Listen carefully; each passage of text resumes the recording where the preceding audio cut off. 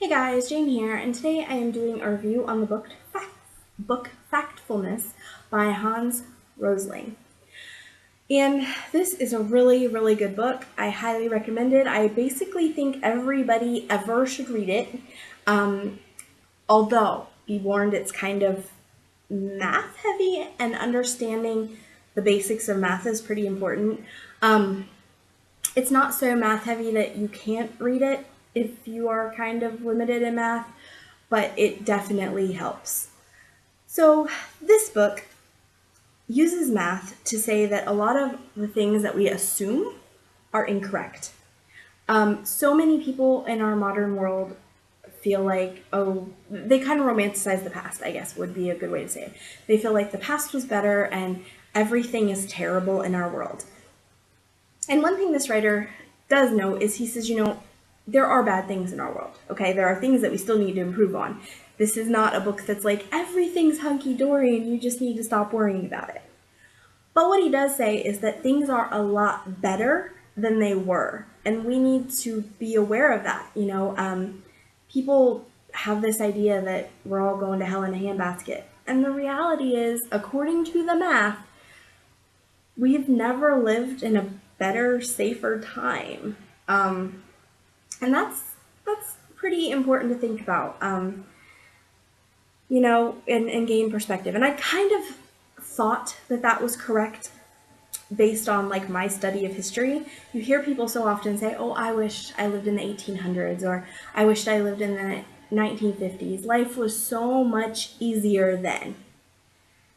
And the reality is that while there were some aspects that we probably think were easier, for instance, families were a lot closer because they had to be. We didn't have all the pressures from work and social media and things like that.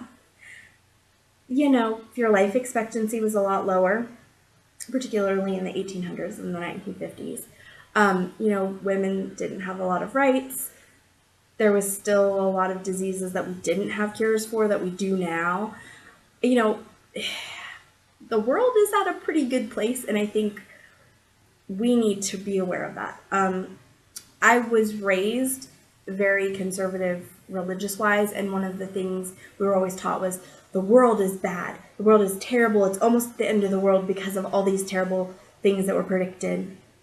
You know, um, Disasters and famines and this and that and this. And the thing is, according to the math, while we see a lot of that on social media, like we believe that it's gotten so bad because it's on social media, it's on the news, we have better than ever ability to monitor all the bad things in the world.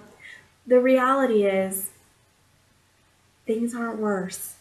There are less wars and casualties from wars than we've had historically for the most part.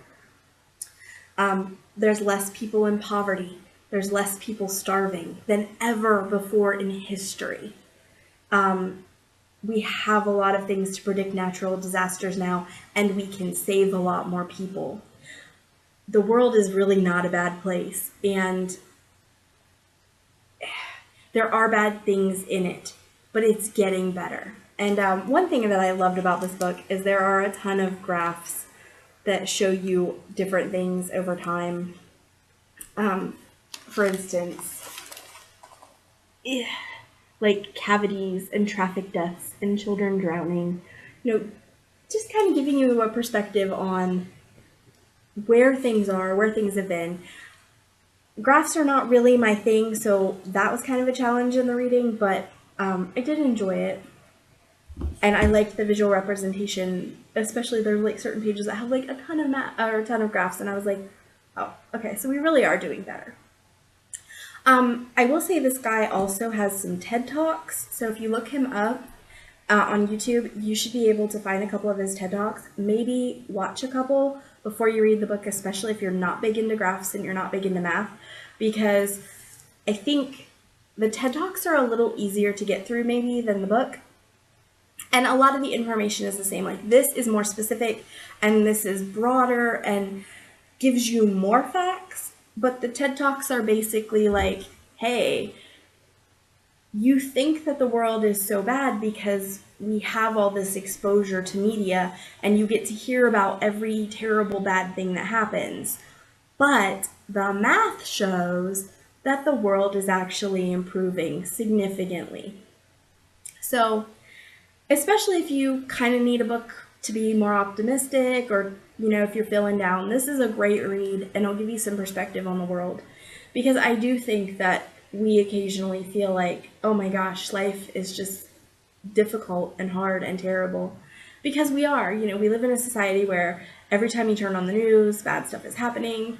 And, life in the modern day can be difficult. I know I struggle because, it seems like you're always running around and busy and trying to do more. But, at the same time, my kids aren't dying of cholera. So I can definitely see the things that we worry about now are a lot different than we're worried about 50 years ago or 100 years ago. And really, the world is in such a better place. And I think this is an incredibly good pick-me-up novel for that, or not novel, nonfiction book, to remind us that the world is not as bad as we think it is. So I do highly recommend. I think everybody should at least watch the TED Talks. If you are semi-mathy, you should read the books.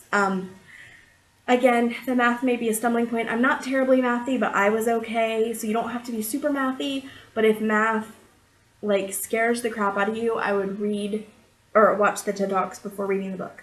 But if you can watch the TED Talks and you understand and you enjoy it, I really recommend this book. I think everybody needs to read this book.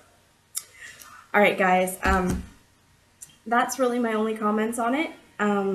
It's great. You should read it. Social media is down below, the like button, the subscribe button, all that. Till next time, this is Jane. Bye.